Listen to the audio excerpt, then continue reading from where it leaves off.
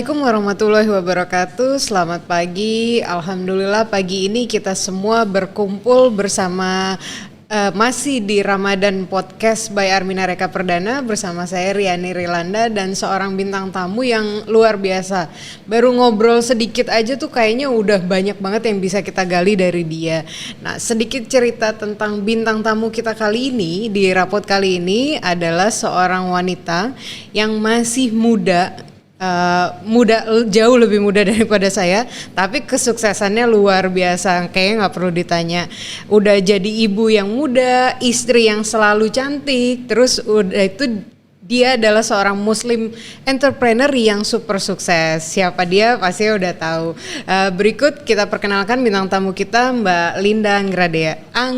Mbak Linda Anggrea. Ya. Okay. Halo, assalamualaikum warahmatullahi wabarakatuh, teman-teman. Waalaikumsalam. Gimana? Nah, pasti Bapak Ibu semua udah tahu deh siapa Linda Anggrea ini. Kalau Bapak Ibu, apalagi kayaknya ibu-ibu deh, pasti udah tahu Buttons Craft, terus Benang Jarum, dan kayaknya di rumah bapak-bapaknya juga pasti tahu karena ibu-ibu apalagi sekarang COVID tuh dikit-dikit kayaknya paket. Terus kalau bapaknya lihat itu kok kotaknya benang jarum lagi gitu ya. Iya. Oke. Langsung aja kita berbincang sama Mbak Linda.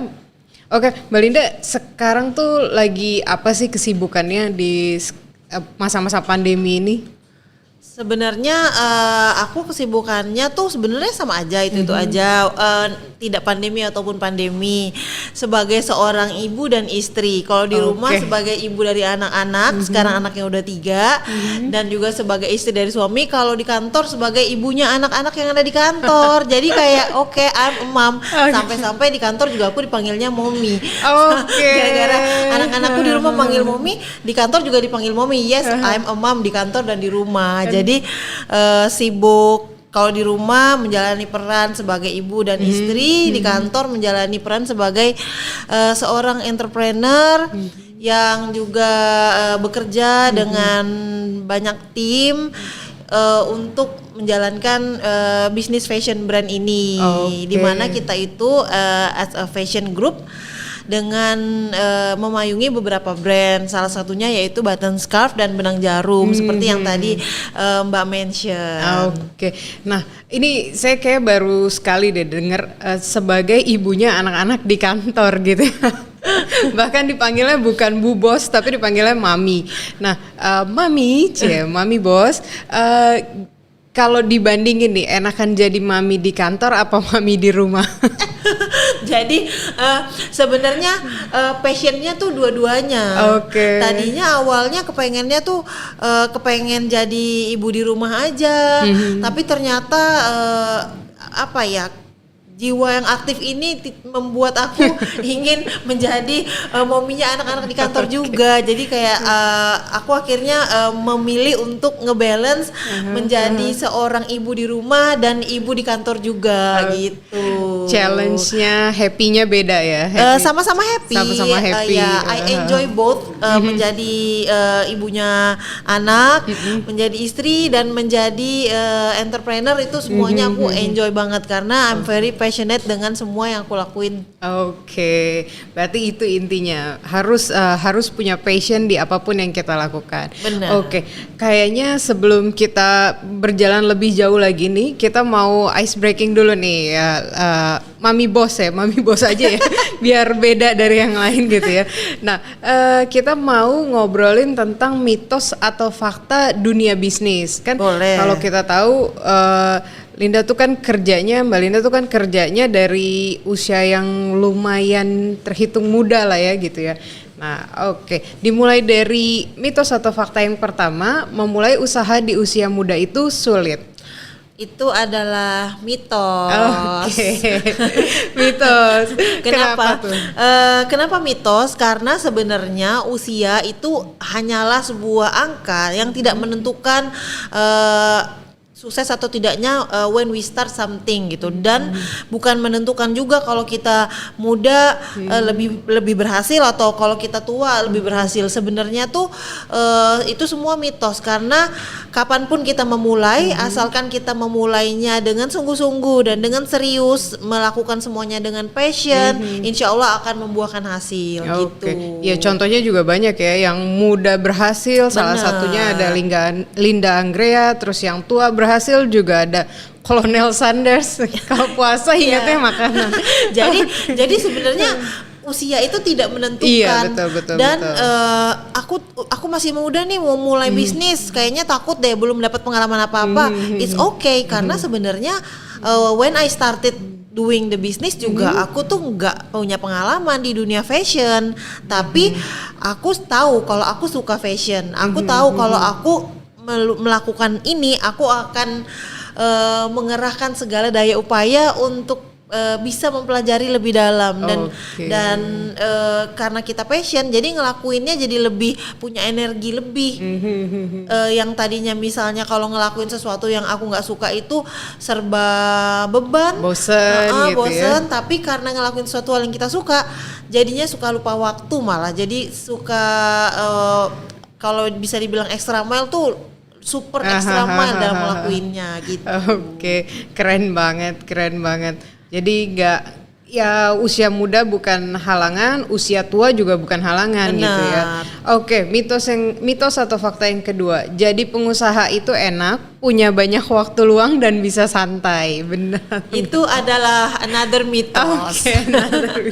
Kenapa? Karena sebenarnya awalnya sebelum aku menjalani sendiri, aku pikir itu adalah fakta loh. Karena aku ngeliat orang enak banget ya punya waktu ngatur sendiri, terus nggak ada yang ngelarang, nggak ada aturan itu tadi cuti hanya 12 hari segala macam. Tapi ternyata setelah aku menjalani menjadi seorang entrepreneur itu tidak seperti yang dibayangkan. Waktunya malah justru semakin lebih padat, dan apalagi di saat kita awal-awal mulai itu bisa dibilang tuh 24/7 tuh adalah isinya tuh kerja. Jadi kehidupan selain kerja itu adalah selingan. Kebalik, kalah justru. Circle K dong. Kalah. Tapi sebenarnya yang benar lagi kalau menurut aku, kalau kita itu memutuskan untuk menjadi entrepreneur, kita itu harus sudah menjalani hidup, menganggap itu adalah kehidupan yang baru kita. Karena menurut aku nggak ada yang namanya tuh work life balance, memisahkan kayak gitu-gitu. Kalau kita udah memutuskan untuk menjalani bisnis, kita harus bisa menganggap itulah hidup kita. Sehingga sulit memang dipisahkan antara ini urusan bisnis, ini urusan rumah tangga. Jadi bagaimana lebih kepada gimana kita ngeblending dengan cara yang baik supaya semuanya berjalan dengan baik. Kerjaan juga jalan, urusan rumah tangga juga jalan. Pintar-pintar deh untuk ngakalinnya supaya tetap bisa juggling here and there. Kalau misalnya enggak, kalau misalnya harus kayak di kotak-kotakin gitu, malah jadi stres sendiri. Karena dalam satu hari cuma 24 jam. Sementara yang harus dilakuin banyak banget. Apalagi kalau di awal-awal tuh timnya masih sangat-sangat limited, semua dilakuin sendiri. Itu bener-bener yang namanya waktu rasanya 1 kali 24 jam tuh kurang. Belum ada hari pengalaman seminggu juga gitu rasanya ya. kurang. Jadi kayak, tapi as the time goes by itu lama-lama jadi menyesuaikan. Malah kalau nggak ada kerjaan pusing ya. Kayaknya harus kerja gitu. Selalu ada yang harus dikerjain supaya terus make progress. Asik. Lanjut ke nomor 3. Buat jadi pengusaha butuh modal yang besar di awal. Bener mitos atau fakta tuh? Itu adalah another mitos. Dari tadi mitos semua nih kayaknya ya. Jadi kalau pengalaman aku pribadi untuk menjadi pengusaha itu tidak perlu modal yang besar. Karena aku memulainya semuanya juga dengan semuanya serba terbatas. Di saat itu serba terbatas deh pokoknya, menggunakan sumber-sumber sana sini yang bisa buat bantu untuk nambah modal.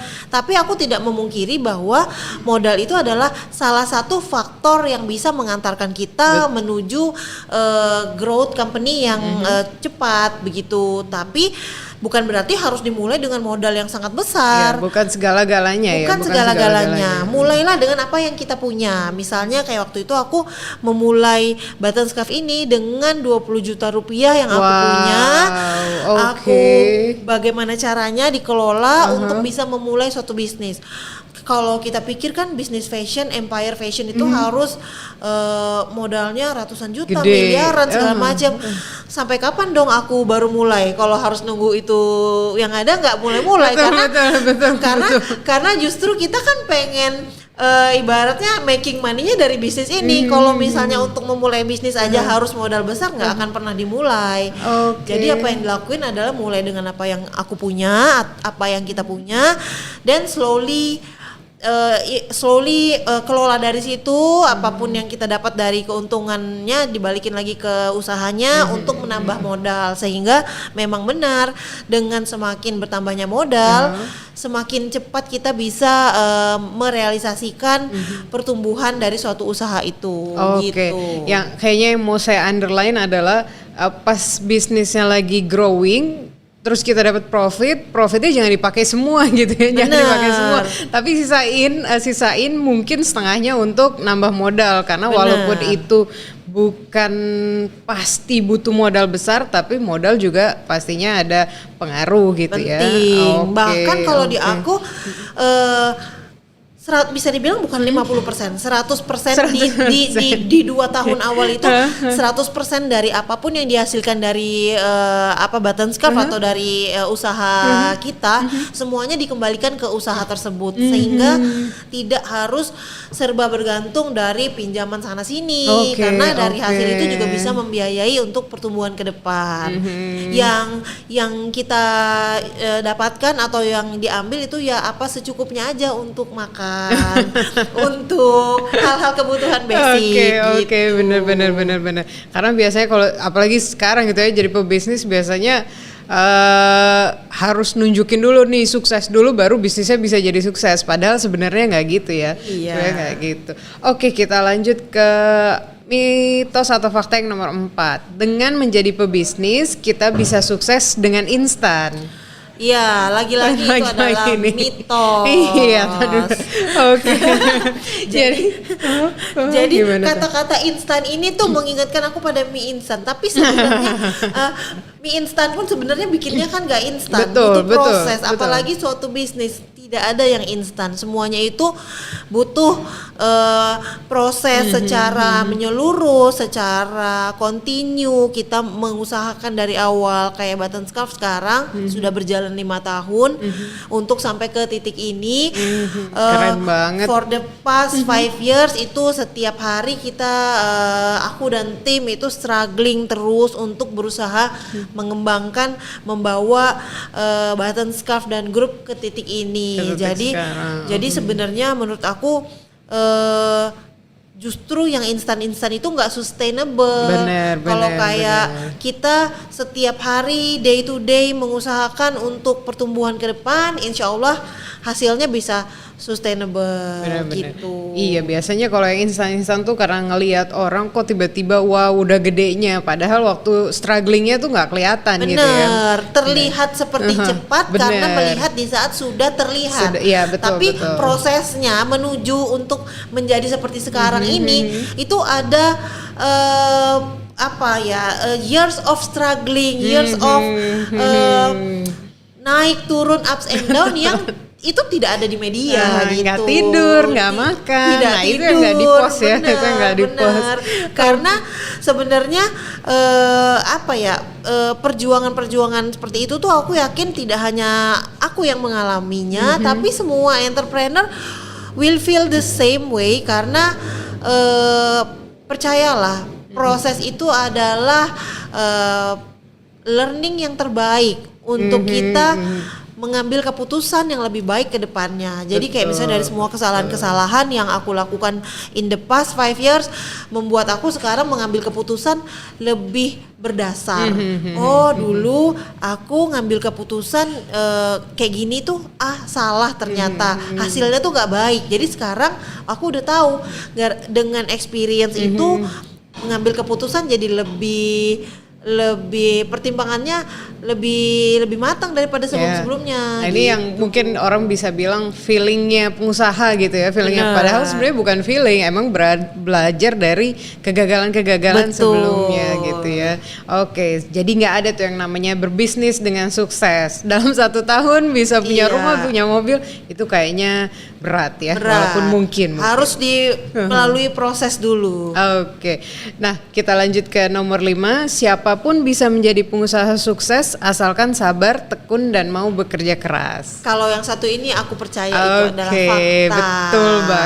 Betul banget. Jadi memang sebenarnya sabar, tekun, mau bekerja keras itu adalah suatu hal yang wajib yang harus kita punya, yang harus kita miliki kalau kita mau menjadi seorang entrepreneur.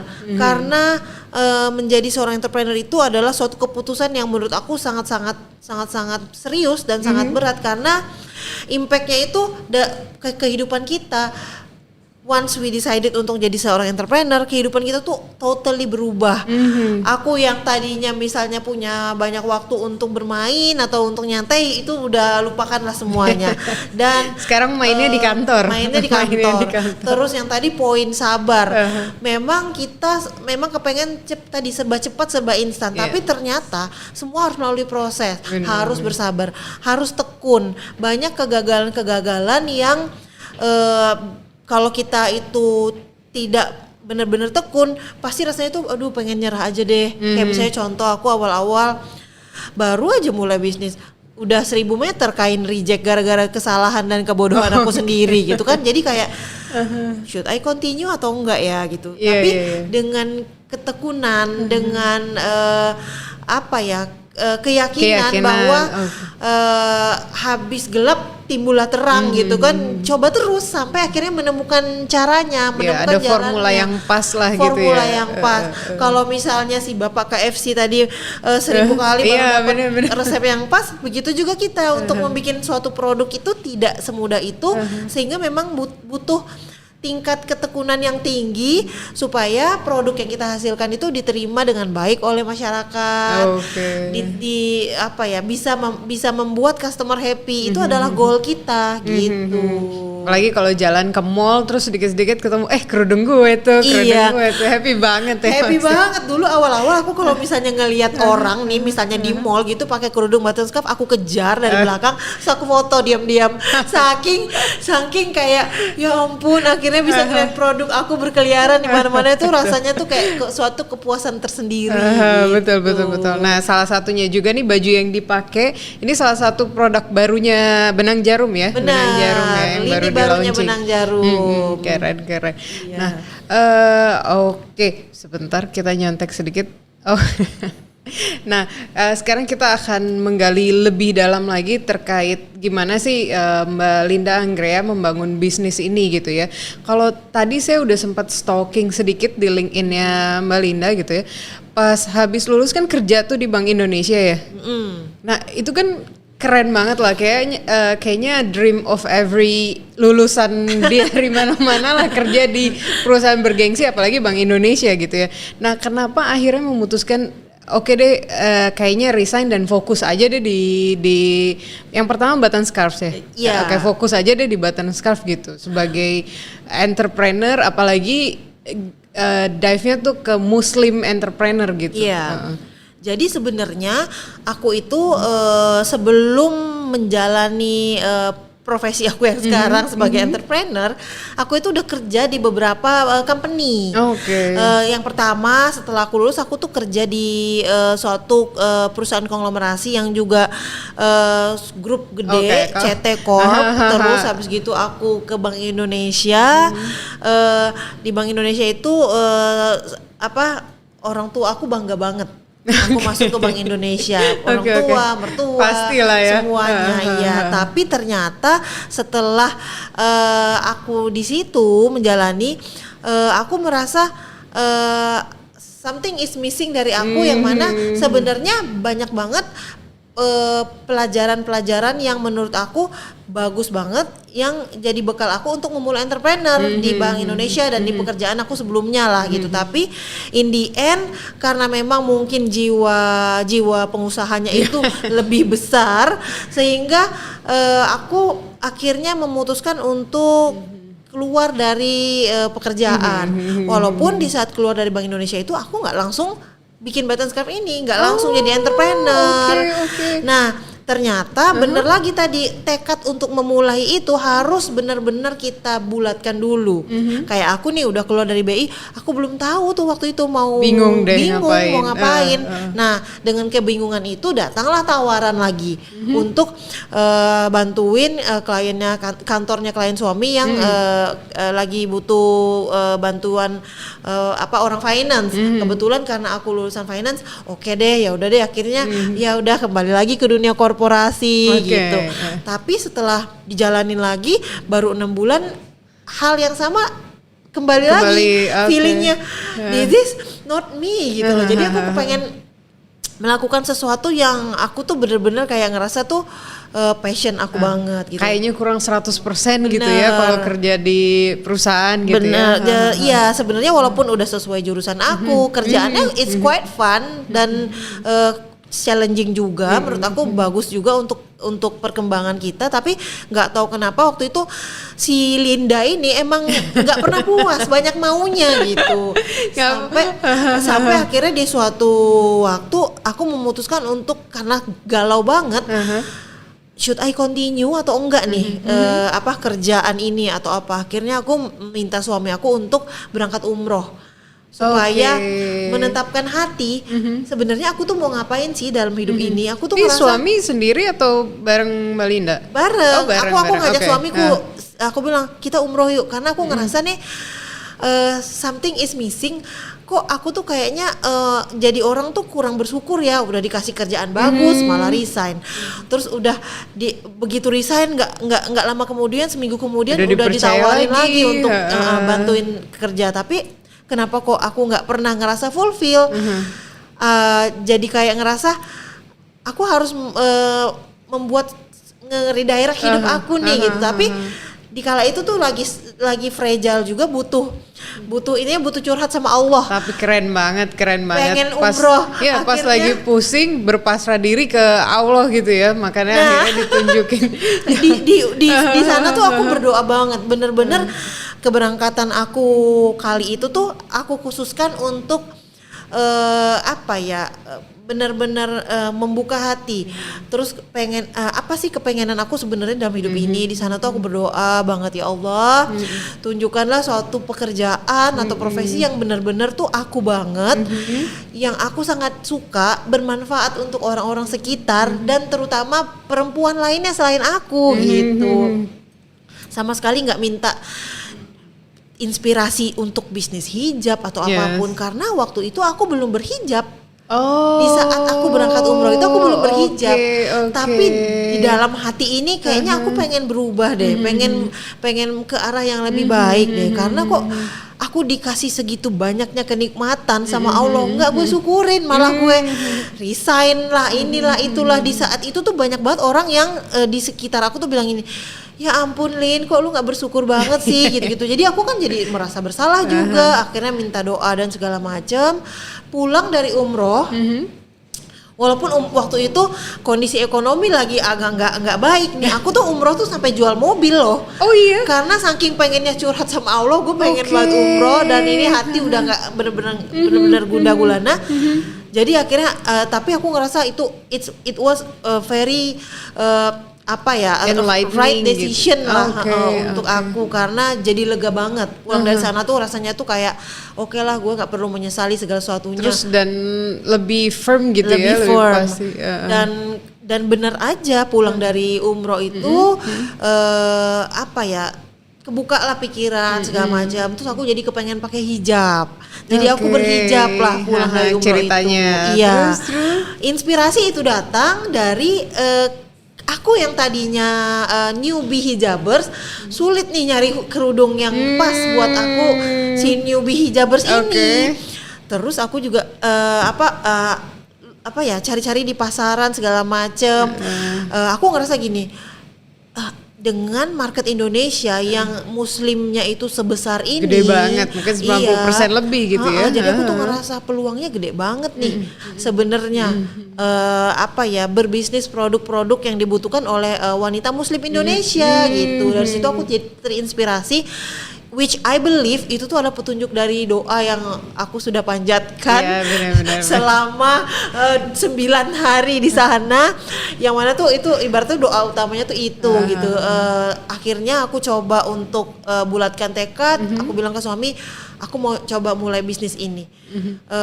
Dan alhamdulillah surprisingly dia juga support boleh gitu ya, gitu, nggak yang ngeledekin gitu. Yakin kamu mau jualan jilbab? Emang kamu tahu apa? Untungnya enggak. Jadi kayak langsung dapat support. Ini tuh tahun berapa sih? Tahun 2015. Oh, tahun 2015. Iya. Oke. Aku umroh Desember 2015. Pulang umroh tuh right away aku langsung dapat inspirasi untuk ngelakuin ini.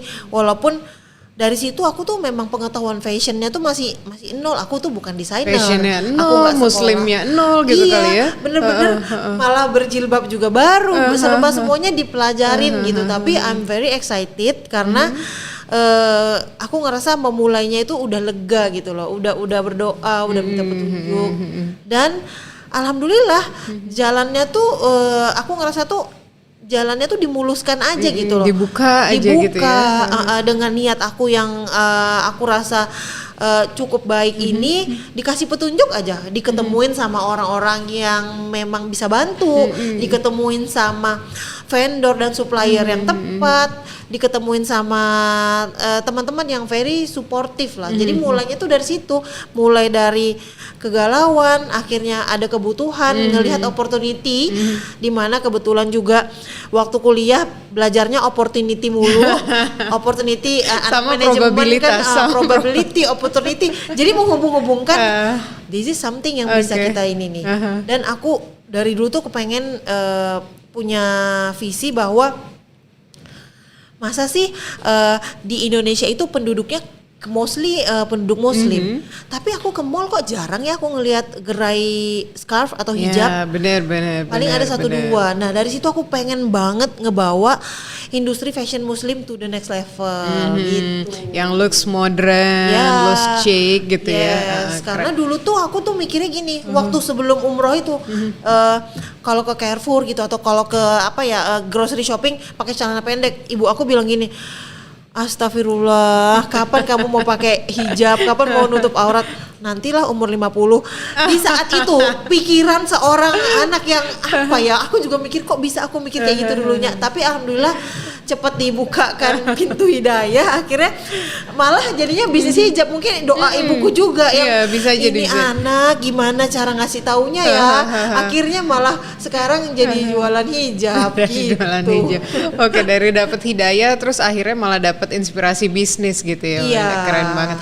Nah, untuk pada saat artinya berarti mulai bisnis di early 2016 kali ya? Ya, jadi 2015 itu aku langsung udah mulai segala macam.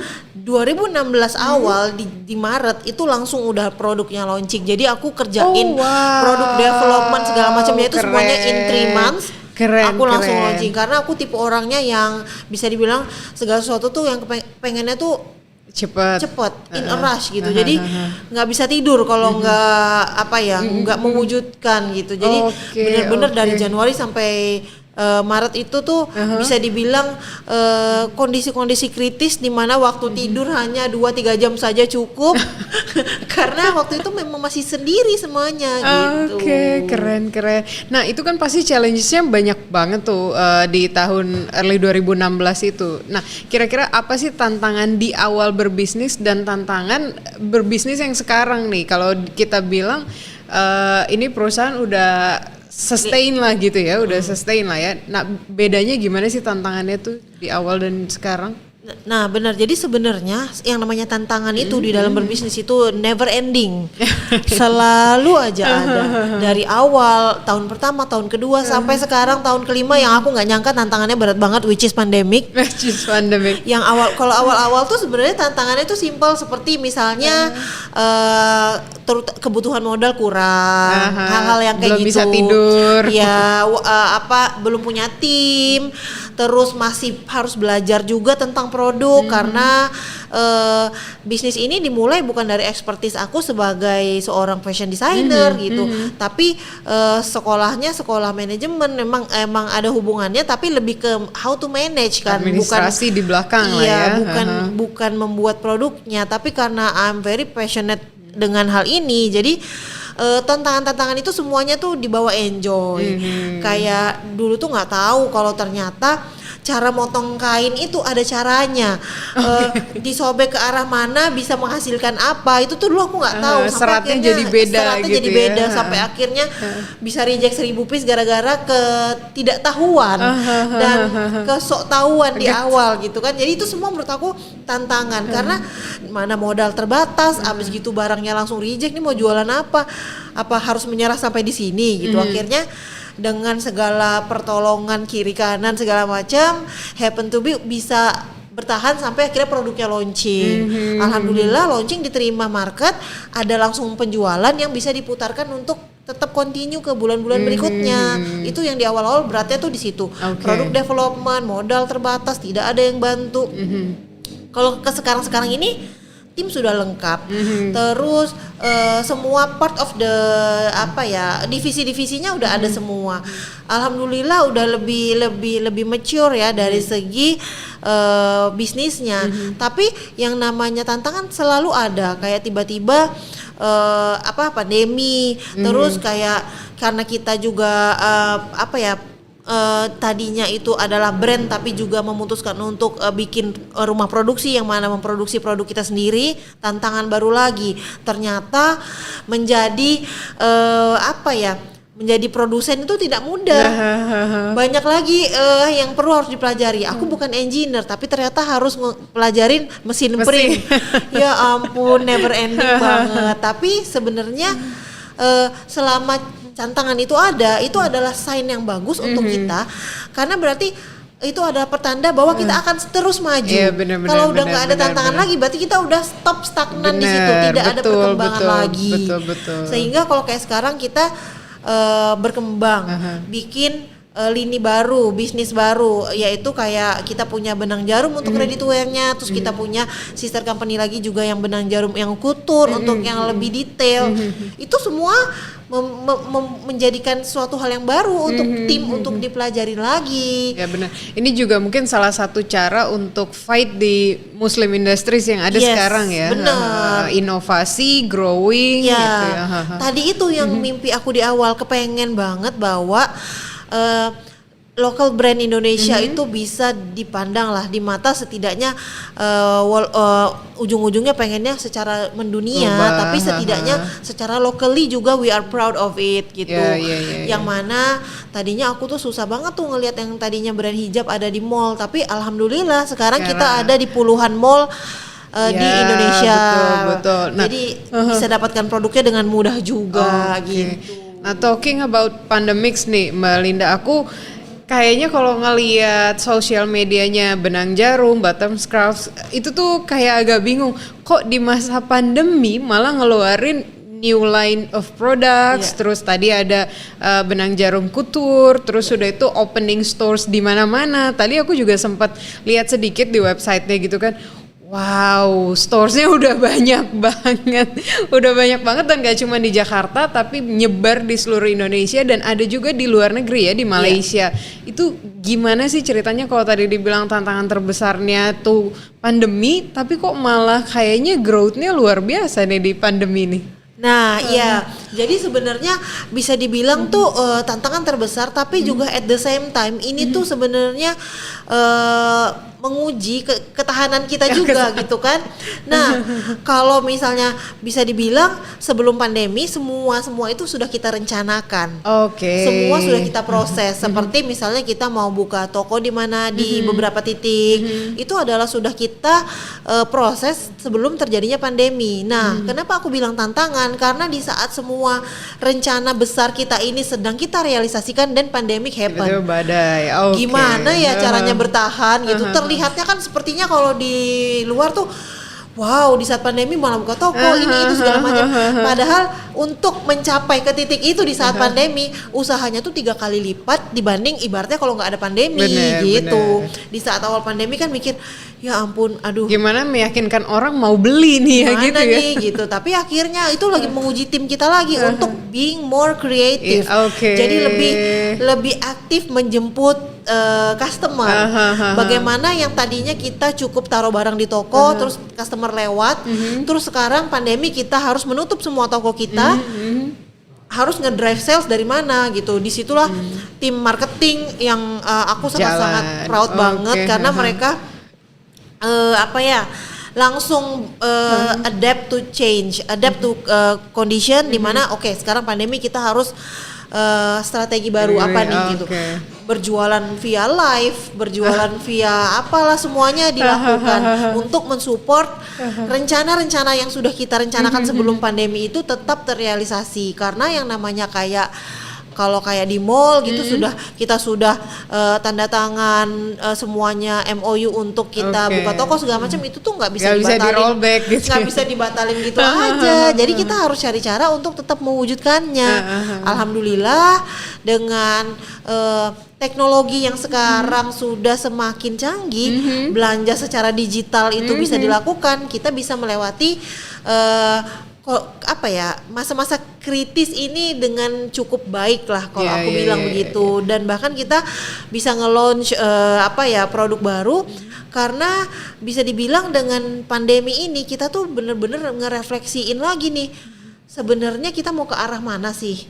Jadi dan menurut aku timnya jadi lebih solid, lebih kuat karena dengan diterpa badai pandemi ini harus serba dari segala sisi, harus serba berpikir lebih keras. Oh, ternyata kita punya kemampuan lebih dari itu.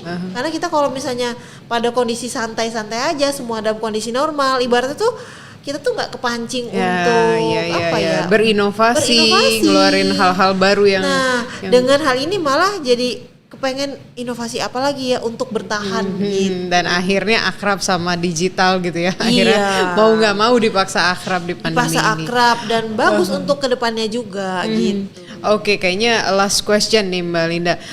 Gimana, ada nggak sih tips and trick untuk membangun bisnis baru gitu ya? Kalau orang tadi Mbak Linda juga kayaknya sempet baru bangun terus tiba-tiba 1000 meter atau 1000 yard rusak, itu kan kayaknya nggak banyak orang yang mau nerusin jalan itu. Biasanya kayak udah deh nyerah aja.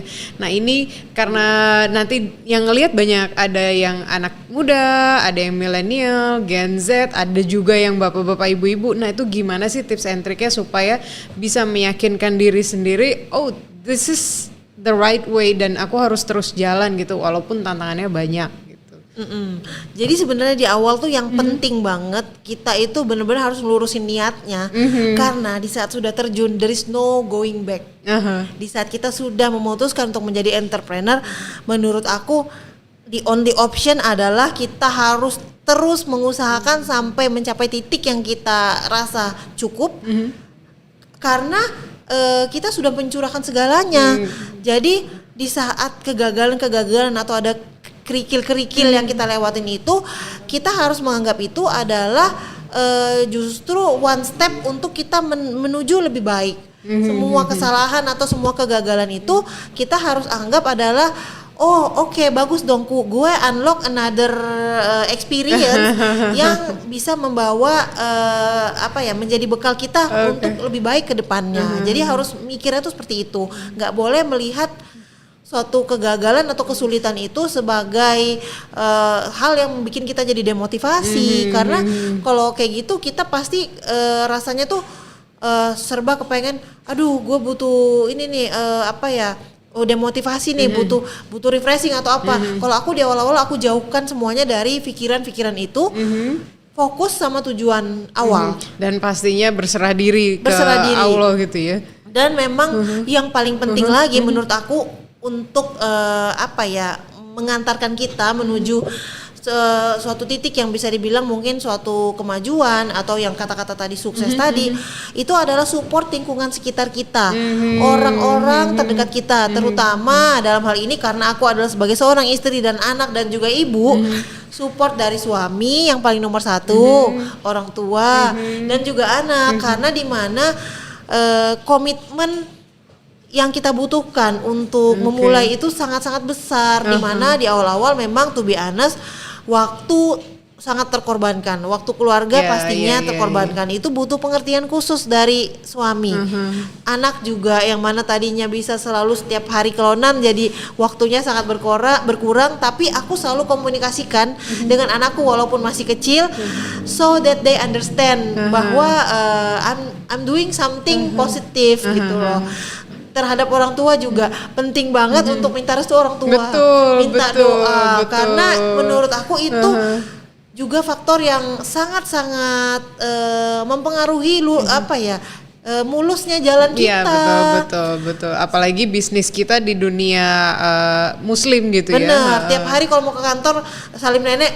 Nek jangan lupa doain, sampai aku selalu dimarahin. Keren banget. Gak usah ingetin, udah pasti didoain ya, namanya orang tua pasti kayak gitu. Tapi kan otomatis aku tuh kayak dikit-dikit kalau misalnya kayak mau ada sesuatu hal, Nek jangan lupa doain, kayak jadi kayak udah otomatis dia minta doa dari orang tua. Suami itu menurut aku one of the most important faktor yang bisa membawa sampai ke titik ini.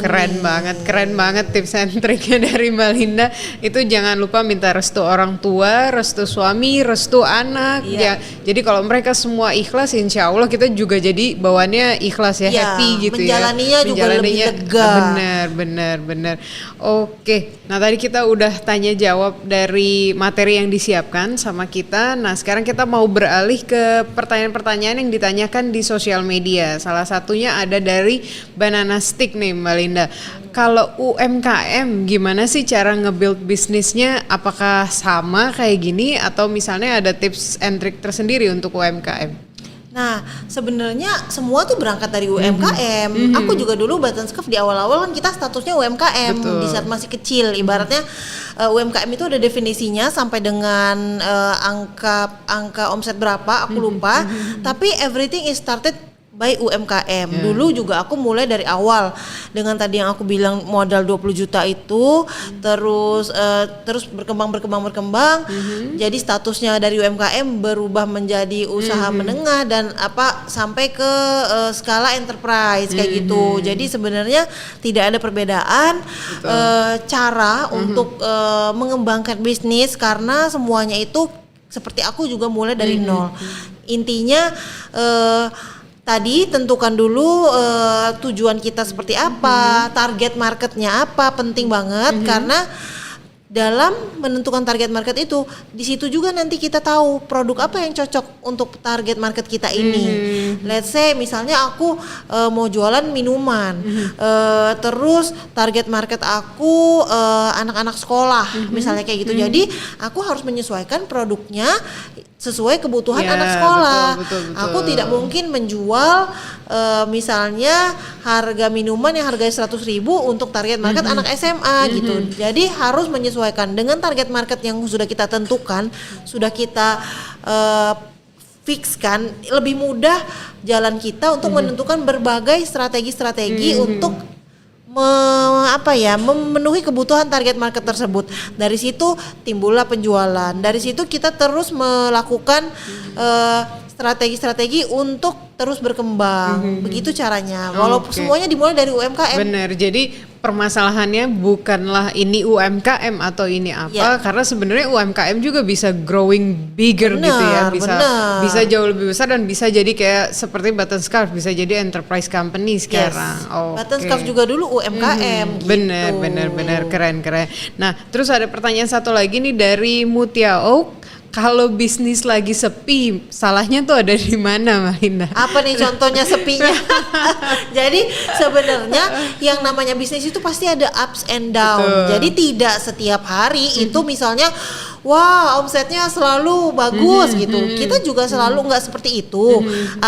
Memang ada yang namanya cycle market di mana di saat lagi peak season atau lagi memang masa-masa sepi itu pasti selalu ada. Tapi gimana caranya kita memanage dengan baik yang kita di saat lagi rame-ramenya nih, lagi penjualan lagi bagus-bagusnya, hasil dari penjualan itu kita manage dengan baik sehingga di saat lagi sepi atau memang trend market lagi turun, kita tidak struggling banget untuk continue bisnisnya gitu. Jadi memanage cash flow penting banget. Memang tidak selalu rame terus, tapi kita juga harus tidak melupakan bahwa punya cara-cara atau strategi-strategi tertentu untuk menyikapi di saat market lagi down.